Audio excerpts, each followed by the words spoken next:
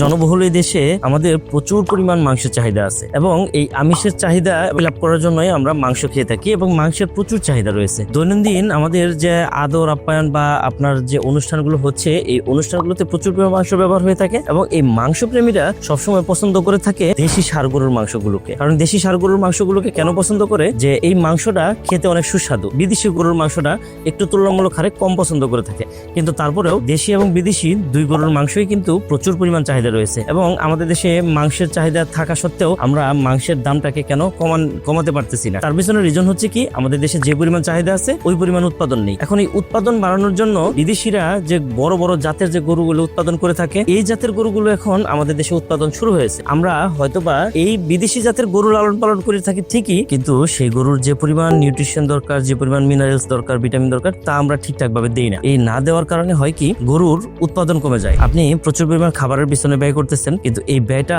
আপনার দেখা গেছে সে সঠিকভাবে কাজে আসে না, শুধুমাত্র একটু ভুলের কারণে। আমরা মনে করি প্রচুর পরিমাণ খাওয়াচ্ছি, তার মানে গরু খাওয়ালেই মোটা তাজা হয়ে যাবে। হ্যাঁ, কথা সত্য যে গরু খাওয়ালেই মোটা তাজা হবে, কিন্তু খাবারটা কি সঠিকভাবে হজম হয়েছে কিনা বা গরুর শরীরের হাড়টাকে ঠিকভাবে গঠন হচ্ছে কিনা আমরা হয়তো বা সেই জিনিসটাকে খেয়ালই করি না। গরুকে প্রতিনিয়ত আপনার প্রতি মাসেই অবশ্যই একটা ক্যালসিয়াম, একটা জিঙ্ক, একটা লিভার টনিক, এই যে ডোজটা আছে নিয়ম মেনে এই জিনিসগুলো করা দরকার। কারণ দেশের বাইরে থেকে যে জাতগুলো আমাদের দেশে আসে, ওদের যে গরুর যে বডি, এই বডিটা খুব দ্রুত বিল্ড করার জন্য ওর পেশিতে প্রচুর পরিমাণ মিনারেলস দরকার হয়, যে জিনিসটা আমরা হয়তো বা দিতে পারি না। তবে